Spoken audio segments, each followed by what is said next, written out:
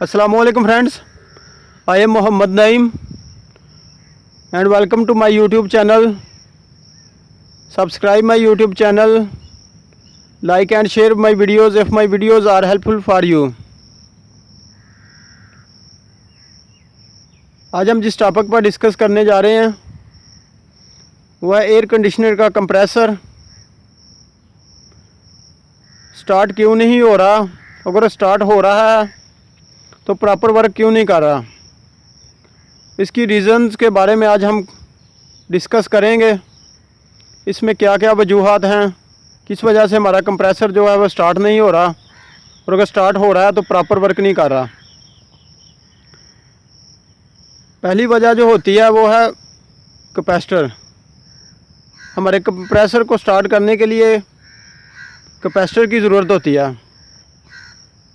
और हमारा compressor start नहीं हो रहा तो सबसे पहले हम कैपेसिटर चेक करेंगे। अगर कैपेसिटर डेड हो गया है या वीक हो गया तो हमारा कंप्रेसर जो है वो प्रॉपर वर्क नहीं करेगा।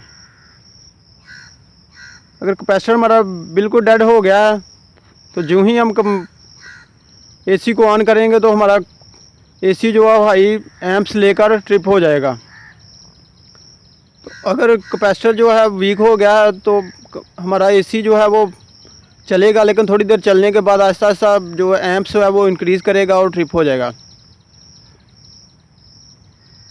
तो कैपेसिटर के आप साथ देख लीजिएगा, कहीं से उभरा हुआ है, अगर फटा है हुआ है नज़र आ जाएगा आपको। इसके टर्मिनल्स जो ऊपर वाले टर्मिनल्स होते हैं इधर से भी आपको पता चल जाएगा, ये ऊपर से ऊपर को उभरा हुआ नज़र आ जाता है।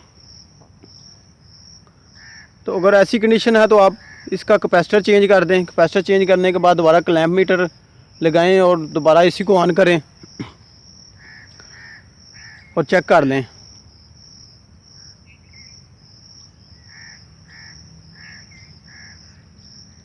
कैपेसिटर चेक करने का भी एक मेथड है, वो है हमारे क्लैंप मीटर में अगर कैपेसिटर टेस्टिंग सेटिंग है तो उसके ज़रिए हम उसको कैपेसिटर टेस्टिंग पर सेट करके इन दोनों टर्मिनल्स पर दोनों लीड्स लगाएंगे। तो इसके ऊपर जो कैपेसिटी लिखी होती है 45 माइक्रोफैरड 35 माइक्रोफैरड, तो वो हम टेस्ट कर लेंगे। अगर उतनी आ रही है ठीक, अगर कम या ज़्यादा है तो हम उसको चेंज कर देंगे कैपेसिटर को। और दूसरी वजूहात में से दूसरी वजह जो है वो है हमारे कंडेंसिंग फ़ैन मोटर।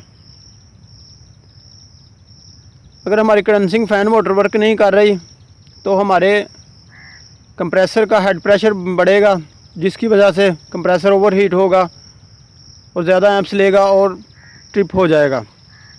तो इसमें आप देख लीजिएगा कंडेंसिंग फ़ैन मोटर का कैपेसिटर तो नहीं वीक हो गया या इसकी स्पीड जो है वो स्लो हो जाती है, तो फिर भी आहिस्ता आहिस्ता जो है ना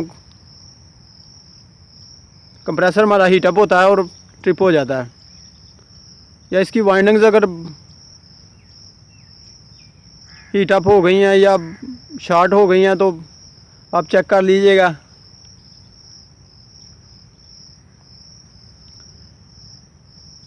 और इसकी एक और वजह हो सकती है कि हमारा फ़ैन जो है वो अटक गया है, उसमें कोई ब्रोनी ऑब्जेक्ट्स वगैरह जो है वो आ गया है, जिसकी वजह से हमारा फ़ैन नहीं चल रहा। और तीसरी जो वजह वो है हमारा मैग्नेटिक कंडक्टर अगर लगा हुआ है। तो ये मैग्नेटिक कंडक्टर लगा होता है हमारे कंप्रेसर को ऑन ऑफ़ करवाने के लिए। कुछ में सिर्फ कंप्रेसर्स को ऑन ऑफ़ करवाने के लिए और कुछ यूनिटों में कंप्रेसर एंड फ़ैन मोटर दोनों को ऑन ऑफ़ करवाने के लिए इसको यूज़ किया जाता है। और इसकी जो आउटपुट होती है वो हमारे कंप्रेसर की रनिंग और कंडेंसिंग फ़ैन मोटर की रनिंग को प्रोवाइड की जाती है।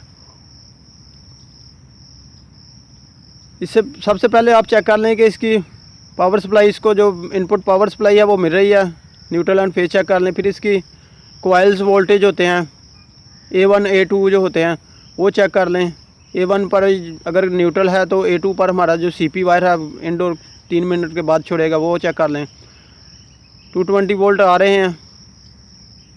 अगर 24 वोल्ट AC है तो आप 24 वोल्ट AC चेक कर लें A1 और A2 कोइल के दोनों टर्मिनल्स पर।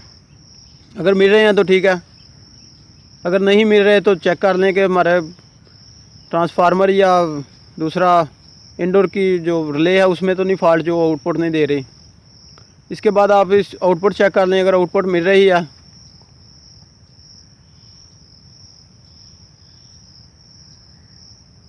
और एक और वजह जो चौथी वजह है वो हम होती है हमारे कंप्रेसर में जो रेफ्रिजरेंट है वो कम चार्ज है या ओवर चार्ज है।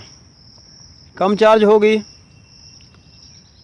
तो हमारा कंप्रेसर है उसको ज़्यादा वर्क करना पड़ेगा, जिसकी वजह से हमारा कंप्रेसर जो वो हीट अप होगा और आहिस्ता आहिस्ता एम्प्स जो है वो इंक्रीज़ करेगा और ट्रिप हो जाएगा। और हाँ, अगर ओवर चार्ज भी है तो फिर भी हमारा कंप्रेसर हीट अप होगा और ट्रिप हो जाएगा। इसके बाद आता है हमारा कंप्रेसर में इलेक्ट्रिकल एंड मैकेनिकल दो फॉल्ट्स होते हैं। इलेक्ट्रिकल फॉल्ट्स होते हैं इसकी वाइंडिंग्स जो होती है running and starting windings, common windings.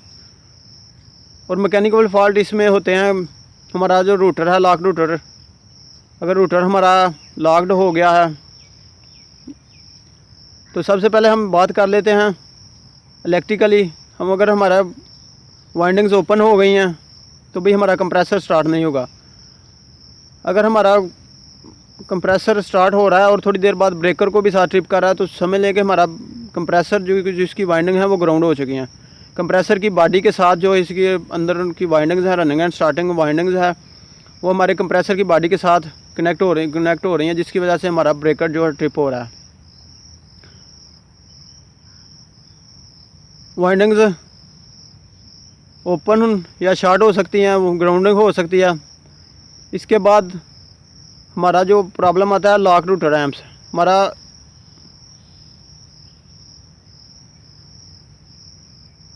Compressor जो है वो लॉक्ड हो जाता है।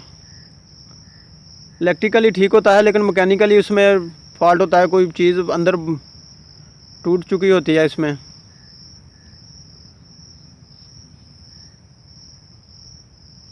इसकी वजह से कंप्रेसर जो है वो स्टार्टअप नहीं लेता, हाई एम्प्स लेता है और ट्रिप हो जाता है।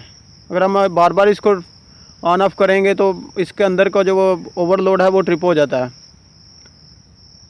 आई होप मेरी वीडियोस आपको पसंद आ रही हैं, तो आपसे मेरी रिक्वेस्ट है कि मेरे चैनल को सब्सक्राइब कीजिएगा, मेरी वीडियो को लाइक एंड शेयर कीजिएगा। Thanks for watching my videos. Take care, bye bye, अल्लाह हाफिज़।